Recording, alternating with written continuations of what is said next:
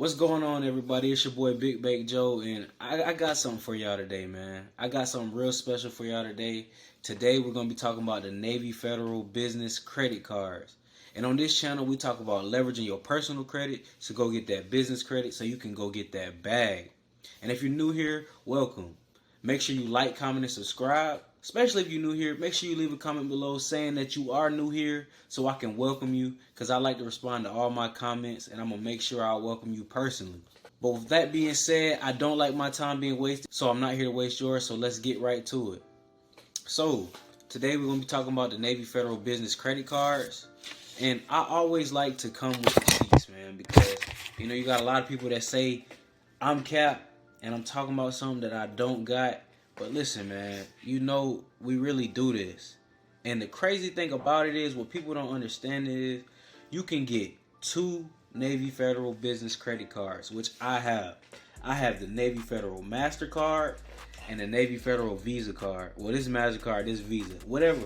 But just know, I have both of the cards and you can get them. And I'm about to give you the steps to be able to get both of them. I got some data points for y'all, so make sure y'all write these notes down and y'all go take advantage of them. So first and foremost, they're going to pull your personal Experian credit score. So everybody knows with Navy Federal, well, you might not know, but I'm going to tell you now. With Navy Federal on the personal side, they pull TransUnion for their credit products. But for the business, they pull Experian. So make sure your Experian is in order, you don't have any derogatory marks, and you don't have any late payments, and you have some low utilization. So another important thing y'all want to know is, it doesn't report to your personal credit, but you might have known that. But what you probably didn't know is that it doesn't report to your business credit either. So, if you wanted to build business credit, you're not going to be able to build business credit because it doesn't report to your personal or business. But you can look on the bright side and say it's not going to affect your utilization either way, on the personal or the business side. So, it really doesn't matter. As long as you don't default on this card, you're going to be good, man. You can run a play with this card. You can go invest. You can go buy you up some cars for a fleet. You can go put some money down on a real estate property, man. You can get it any way you want. You can get this money and run a play, man. Again, it doesn't report to personal or business credit. All right. So this credit card goes up to $25,000. If you don't want to submit documents or proof of income, it's gonna go up to $25,000. You can get more, but then they're gonna start asking for tax returns and bank statements. All the financials or whatnot. So if you don't want them doing that, if you want to go off of stated income, you want to stay on that $25,000 and under threshold. So when I applied for this card, I had a 753 Experian credit score, and at the time I only had 2 inquiries on my report. So I believe they are inquiry sensitive, so you want to make sure you have 3 inquiries or less. And you want to make sure you don't have any new accounts under 6 months. So my newest account was 8 months and I was fine. I was able to get both of these credit cards. My newest account on the personal side, that is. And that goes for all your business funding. If you looking to get business funding, you want to make sure your newest personal account is older than 6 months. You don't want to be searching for new credit, because the lenders are going to look at you like you're in need of credit. So the rule of thumb is, when you actually need it, they won't give it to you. They're going to give you credit when you don't need it. So make sure you don't look like you need credit, and they'll give you the bag, man. So keep that in mind.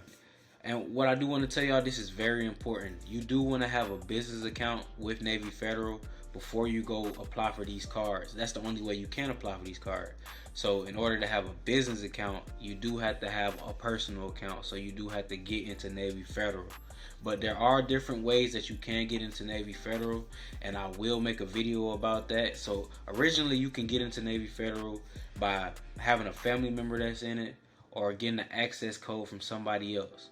But there's another way you can get in it, and I will make a video about it if you guys are interested. So leave a comment below if you want me to make a video about how to get in Navy Federal. Let's go into the perks of this credit card. So this credit card has a variable APR of 13.40 to 18% and no annual fee, and 1 times the points per dollar spent. So it's not too crazy on the rewards, but I wouldn't be tripping about rewards. If you can have a credit card that you can leverage to create a cash flow, man, that's my biggest thing. Leveraging your credit to create cash flow. right? And it says right here, it's available in Visa or MasterCard. So as I just showed y'all, I have the Visa and the MasterCard. I have a 9K Visa card and a 9K MasterCard. So when I applied for these cards, I applied for both of them.